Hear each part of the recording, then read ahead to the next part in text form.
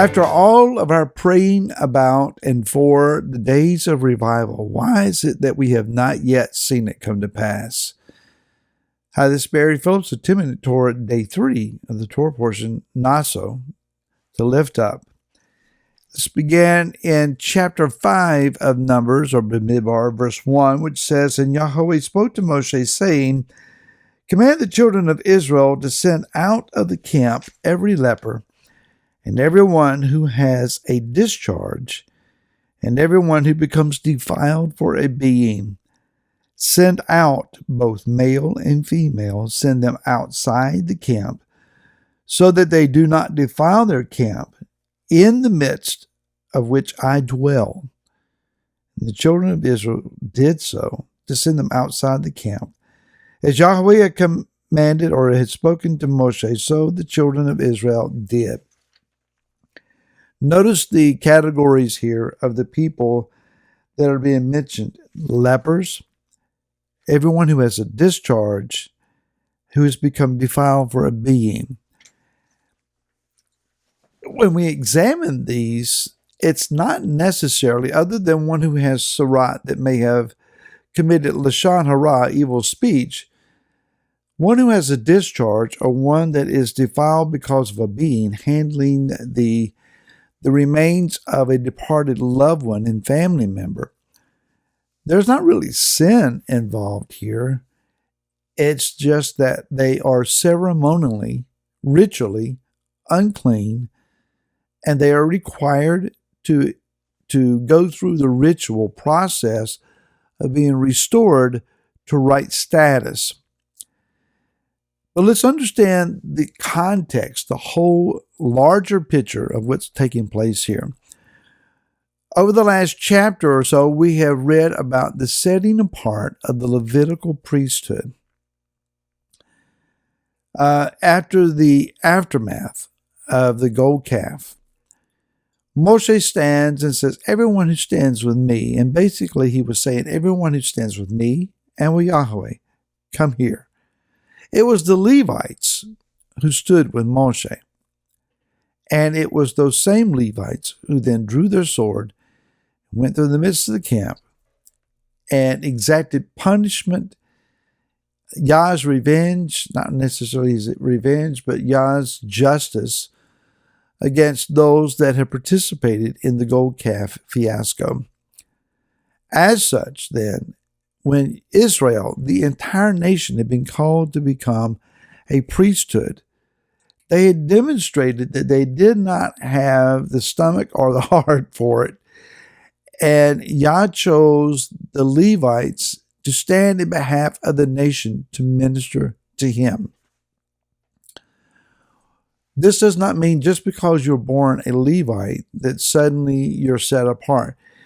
Yah requires that they be set apart, that they be numbered, they be mustered, that they be identified, that they be categorized according to their family's house and assigned their appropriate duties. The setting apart of the Levitical order elevated the entire camp to another status, in that these Levites represented all of the potential priesthood, let's say it that way, the desired priesthood of Israel, to stand before Yah and to minister to him. This elevation of the camp then requires that anyone who is defiled must exit the camp. Now, further, let's understand that those that were exited, they were not cut off from Israel. Again, much of what was covered here is not that they had committed some gross sin and therefore they were worthy of Yah's judgment. It is that they are ritually unclean, and their remaining in the camp would have then defiled the camp. Remember, Yah even said that those who have the need to relieve themselves in their bodily removal of food. Trying to be polite here. Take your shovel, go outside the camp, dig, relieve yourself, cover behind yourself and enter back into the camp. Why? Because I, Yahweh, your Elohim, I do walk in the midst of your camp. Not only was it a hygiene, a disease preventative measure, but Yah says it is a sanctity, set apart measure. Don't go defecating in the camp and covering over, or simply having an open latrine running through the camp. Remember, I walk in your midst, and your uncleanness is to be carried outside the camp. So those with these conditions are required to be exited, removed to the outer portions, to the outer exterior of the camp. They may have had Sarat, they could have had a contagious discharge, they could have had a, shall we say, a social disease. And it may seem that it would be heartless, cruel, unusual punishment, perhaps, to send these people outside the camp when, in some cases, they couldn't help it. Okay. But we have to make a decision here.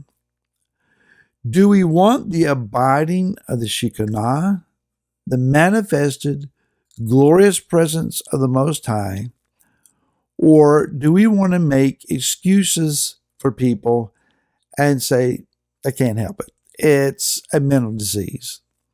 It's a one-time thing. It's an inexplainable circumstance.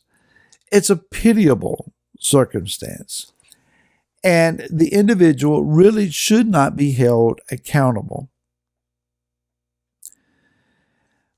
This is not something that goes over very well in current social requirements or social norms, social ideology.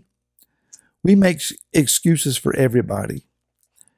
We talk about, well, they were brought up in a hard way. They didn't have a father or a mother at home, or they grew up in a very rough neighborhood. They didn't get the right education. They were oppressed in some way. Any and every situation that a person as an adult, we're not talking about children here, we're talking about adults. When adults act in such ways as to be irresponsible, lacking accountability, when they are self-centered or narcissistic, when they are, they have problems in relationships and they are refusing to acknowledge, I may be part of the problem. It's always somebody else. All of these things, we may say, well, poor them. Or we may say, more than anything else, we want the presence and the power and the demonstration of that power in the midst of the body, in the camp of those that call themselves Am Yisrael. And in order to have that, we have to be willing to take the steps to properly, and I don't want to say properly deal with such people, but properly understand how Yah sees these situations. It's not our viewpoint that matters. It's His. It's not our feelings. It's His set apartness. It's not our social acceptances that is called upon here. It is about the declaration, the camp of the Most High must be set apart because the Most High is set apart. So let's allow those then